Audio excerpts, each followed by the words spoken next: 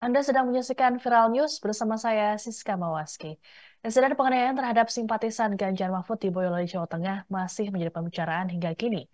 Sebagaimana diketahui, aksi penganiayaan ini dipicu suara berisik yang dihasilkan oleh knalpot brong yang digunakan oleh para simpatisan pada Sabtu 30 Desember lalu.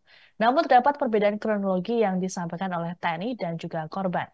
Berdasarkan kronologi versi TNI, peristiwa terjadi saat pengendara motor knalpot brong itu melintasi depan markas Kompi B Rider 408 SBH Boyolali. Kapendam 4 Diponegoro Kolonel Infanteri Richard Harrison mengklaim bahwa aksi ini dilakukan spontanitas. Kala itu sejumlah anggota Kompi B tengah bermain voli, kemudian terganggu dengan suara berisik yang ditimbulkan oleh motor knalpot brong. Menurut Richard, anggotanya sempat menegur dan menghentikan para pengendara. Tak lama terjadi adu mulut hingga berujung penganiayaan. Sementara itu, kronologi berbeda disampaikan oleh Tim Pemenangan Daerah atau TPD Boyolali Ganjar Mahfud. Ketua TPD Boyolali, Susetia Kusuma Dwi Hartanta, menyatakan para korban sempat dilempari batu dan dihadang menggunakan bambu sebelum dianiaya. Menurutnya, para oknum TNI langsung melakukan penganiayaan tanpa berkomunikasi terkait kesalahan korban.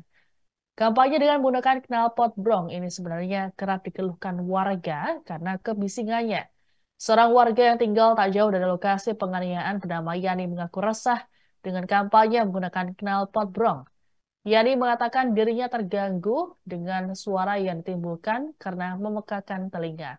Pun sama halnya dengan warga lain bernama Lilik yang sepakat agar kampanye dilakukan secara santun.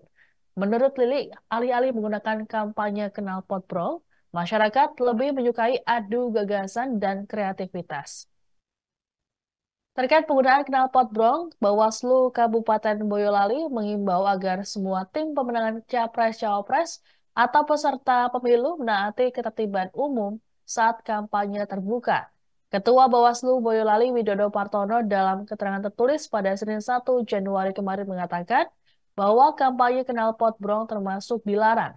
Pasalnya dapat mengganggu ketertiban umum dan hal ini tertuang pada pasal 280 Undang-Undang Nomor 7 2017 tentang pemilu. Sementara itu, Ketua Tim Pemenangan Daerah atau TPD Ganjar Mahfud Boyolali, Susetia Kusuma Dwi Hartanta menyatakan pihaknya tidak pernah menginstruksikan kepada para kader, pendukung, relawan hingga simpatisan untuk berkonvoi dengan knalpot brong. Konvoi knalpot brong itu murni atas inisiatif para simpatisan sendiri dalam menyambut kedatangan Capres. TPD Boyolali juga mengklaim sudah mengimbau pada para peserta yang datang untuk tertib berkendara.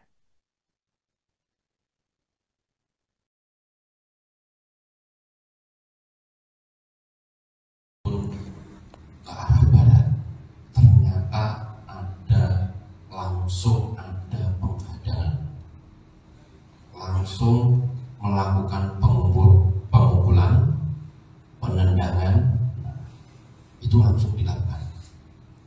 Jadi kalau kita melihat semuanya fakta di